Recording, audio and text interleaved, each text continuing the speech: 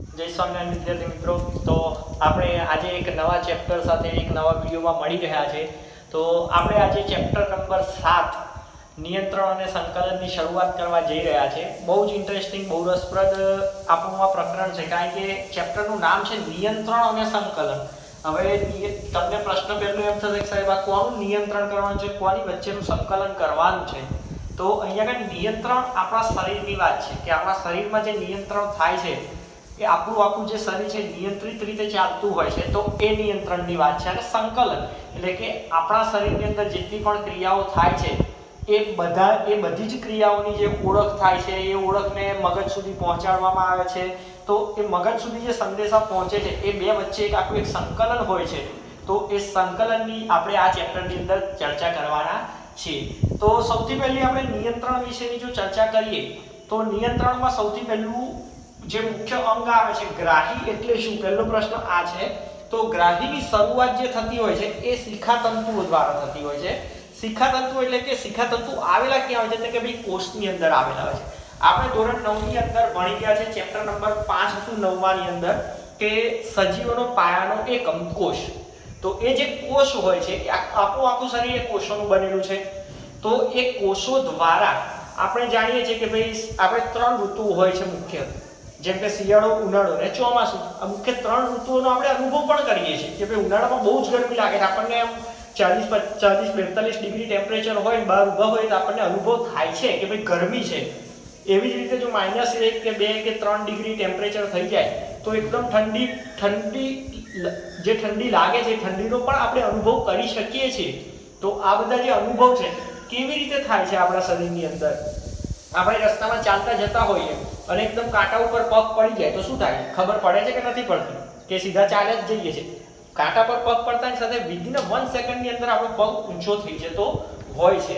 એટલે આ બધી આપણને ખબર પડે છે. તો આ બધી ખબર શેના કારણે પડે છે? તો કે ગ્રાહી એકમોના કારણે પડે છે. તો ગ્રાહી એટલે શું? સૌથી પહેલા તો એ વ્યાખ્યા સમજીએ. તો કે ભાઈ ગ્રાહી એટલે શું? તો કે ગ્રાહી એટલે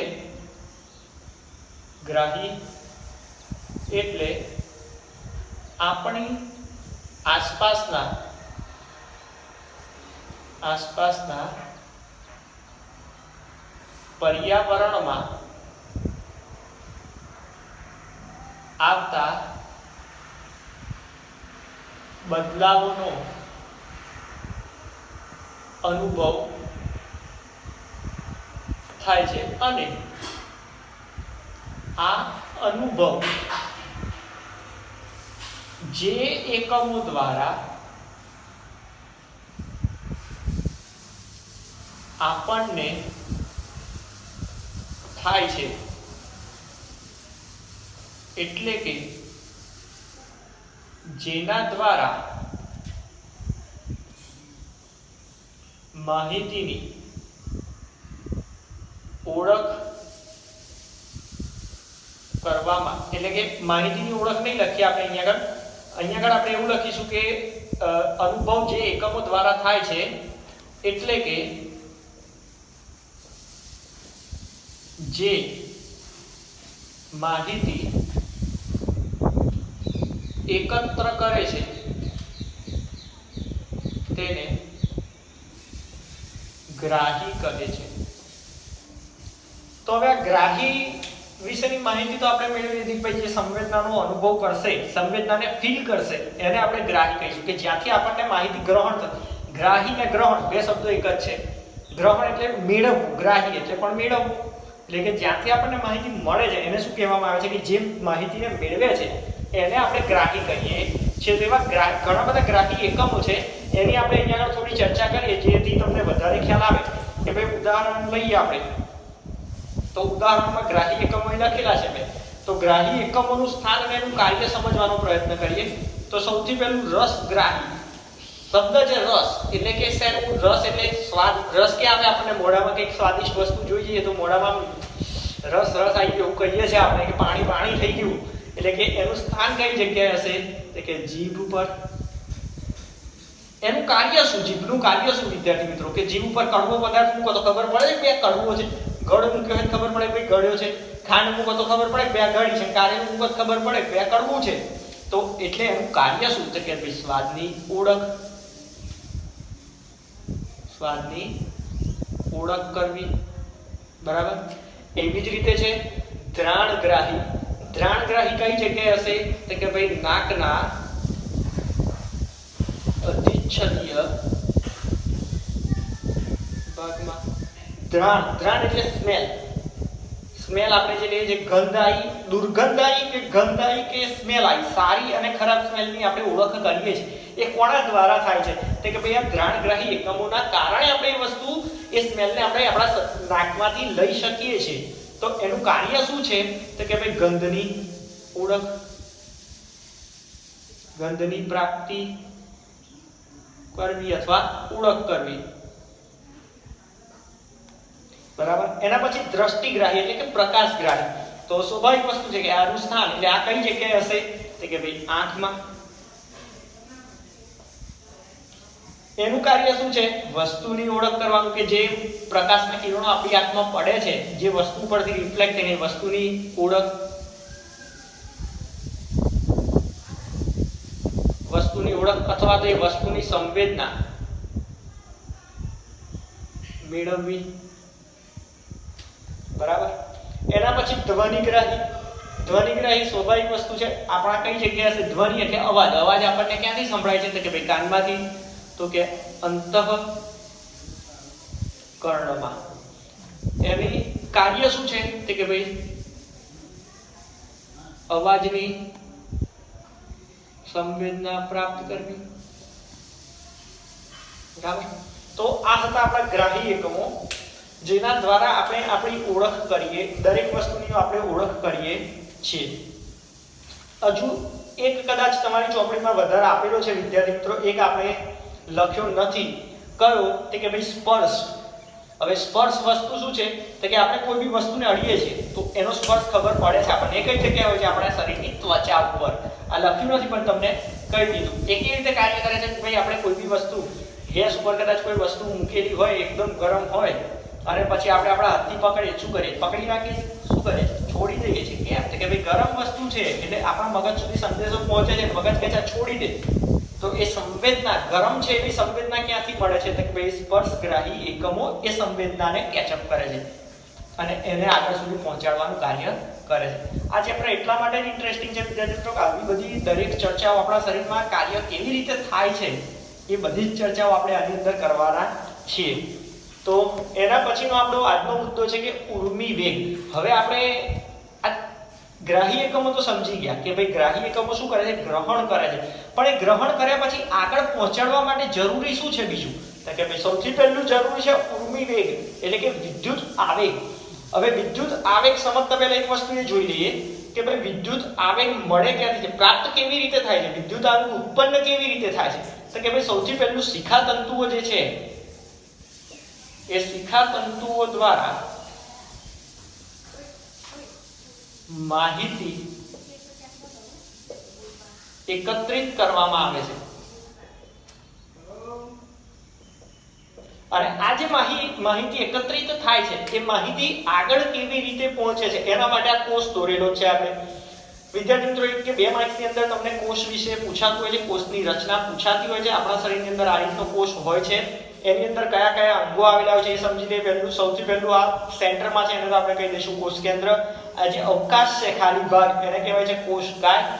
આ જે બે વચ્ચે જગ્યા છે એને કહેવાય છે અક્ષ તંતુ અને છેલ્લે જે છે એને કહેવાય છે ચેતાન. અને આ જે ટોચનો ભાગ છે એ શિખા તંતુ છે કે જ્યાંથી આપણને માહિતી એકત્રિત થતી હોય છે. તો હવે આ શિખા તંતુ માહિતી એકત્રિત કરી અને ક્યાં લઈ જશે એને કોષકાયમાં પહોંચાડશે. અહીં કોષકાય શું કરશે કે ભાઈ અહીંથી ચેતાક્ષમાં પહોંચાડશે અને ચેતાક્ષમાંથી ક્યાં જશે અંતિમ છેડા ઉપર પહોંચવાની છે. એટલે આ આખી પ્રક્રિયા છે. મેં અહીંયા આગળ ખાલી શોર્ટમાં 4 નામ લખી અને એ પ્રક્રિયાને તમને બતાવી દીધી છે, પણ તમે ડિટેલમાં આખી એક લાઈનમાં એક વાક્ય એનું બનાવી અને તમારે લખવાનું રહેશે.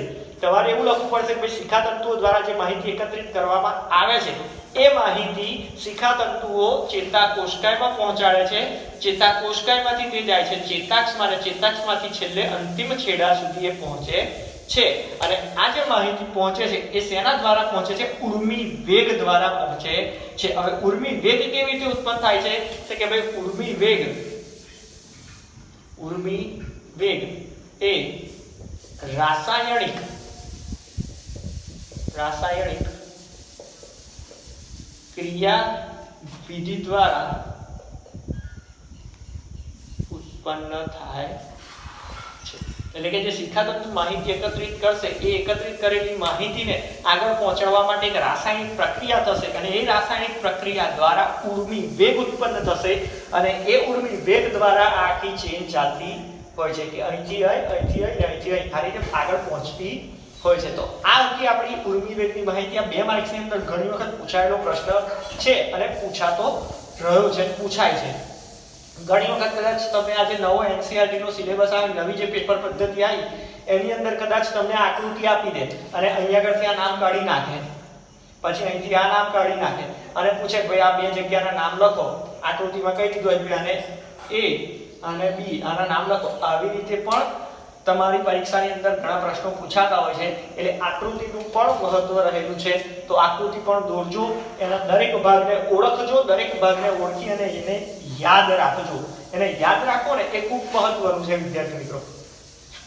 એના પછી જોઈએ આપણે ચેતોપાગમ, અને આ આજનો છેલ્લો ટોપિક છે આપણો ચેતોપાગમે। હવે ચેતોપાગમ શું છે? તો આપણા શરીરમાં જે આપણું શરીર જે કોષોનું બનેલું છે વિદ્યાર્થી મિત્રો, કોષ જેટલા કોષો અસંખ્ય કોષોનું બનેલું છે, પણ જેટલા કોષો આપણા શરીરમાં આવેલા છે એક કોષ અને બીજો કોષ એ 2 વચ્ચે એક અવકાશ રહેલો હોય છે, એટલે કે એક જગ્યા રહેલી હોય છે। તો હવે એક કોષમાં અહીંયા આગળથી શિખાતંતુએ માહિતી લઈ લીધી, છેડા સુધી પહોંચાય, પણ પાછળ જે બીજો કોષ હશે એ કોષ અને પહેલા કોષ 2 વચ્ચે તો જગ્યા છે, તો હારી એ માહિતીને આગળ કેમ નહીં પહોંચાડવી? તો એ માહિતીને આગળ પહોંચાડવા માટે ઘણા અંતઃસ્ત્રાવો જરૂરી હોય છે, એટલે કે રસાયણો ઉત્પન્ન થતા હોય છે। ક્યાંથી? એટલે કે ભાઈ ચેતાંત એટલે કે છેલ્લા છેડેથી અંતિમ છેડેથી રસાયણો ઉત્પન્ન થતા હોય છે અને એ રસાયણો બીજા કોષ સુધી પહોંચે છે। પણ પ્રશ્ન એ નથી, પ્રશ્ન આપણો છે ચેતાપાગમ। તો ચેતાપાગમ એટલે શું? એની એક વ્યાખ્યા એક શબ્દમાં એની લખવું હોય તો કે ભાઈ 2 કોષો વચ્ચે જગ્યા રહેલી હોય છે, એટલે કે અવકાશ રહેલો હોય છે અને આ અવકાશને ચેતોપાગમ કહે છે। જો આવો જ કોષો બીજો અહીં મૂકી દો તો 2 વચ્ચે થોડી ઘણી જગ્યા હશે, કદાચ અહીંયા આગળથી બીજો એક કોષ આવતો હોય તો આ 2 વચ્ચેની આ જે જગ્યા છે આ જગ્યાને આપણે શું કહીશું? ચેતોપાગમ। તો હવે ચેતોપાગમમાં જે જગ્યા છે તો એક કોષથી બીજા કોષ સુધી માહિતીને તો પહોંચાડવી પડશે। એક માહિતી જો આગળ નહીં પહોંચે ત્યાં સુધી કશું કામ થશે નહીં, એટલે પછી આ માહિતી શૂન્યાવકાશમાંથી એક કોષમાંથી બીજા કોષમાં પહોંચાડવા માટે આપણે અંતઃસ્ત્રાવો રસાયણોનો ઉપયોગ કરીએ છીએ। જેવા એ રસાયણો દ્વારા માહિતી એક કોષમાંથી આ બીજા કોષમાં પહોંચે છે વચ્ચેના અવકાશમાં થઈ, તો જેવી બીજા કોષમાં પહોંચશે, બીજા કોષમાં સૌથી પહેલી શિખાતંતુમાં જ પહોંચશે ને પછી ફરી આની આ ક્રિયા ઉપરની ચાલુ થઈ જશે। તો આ આપણી આજની ચર્ચા હતી ચેતોપાગમ વિશેની, ઉર્મિ વેગ વિશેની અને ગ્રાહી એકમો વિશેની। ઘણી વખત વિદ્યાર્થી મિત્રો એવું થાય છે કે એક ગ્રાહી એકમ જો આપણો સરખી રીતે કાર્ય ના કરતો હોય ને તો આપણો બીજો ગ્રાહી એકમ પણ એની અસર થતી હોય છે। ધારો કે આપણું નાક છે એ ગંધ લેવાનું બંધ કરી દે, તો ધારો કે તમે ખાંડ મોઢામાં મૂકો અને પછી તમે નાક બંધ કરી દો ને તો તમે એ જે સ્વાદ છે સ્વાદનો પૂરેપૂરો આનંદ લઈ શકતા નથી। એટલે જો એક આપણું ગ્રાહી અંગ બંધ થાય તો એની અસર ઓટોમેટિકલી બીજા ઉપર થતી હોય છે। તો આ હતી આજની આપણા લેક્ચરની ચર્ચા। આ લેક્ચર હજુ વધારે આના પછીનું લેક્ચર હજુ વધારે ઇન્ટરેસ્ટિંગ હશે, કારણ કે એની અંદર પરાવર્તી કમાન વિશે આપણે ભણવાના છે। પરાવર્તી કમાન શું છે એ બધી ડિટેલ આપણે આના પછીના લેક્ચરમાં જોઈશું। અને જો અત્યાર સુધીમાં તમે મારી ચેનલ સબસ્ક્રાઇબ ના કરી તો પ્લીઝ સબસ્ક્રાઇબ કરી લો, શેર કરો, લાઈક કરો। Thank you.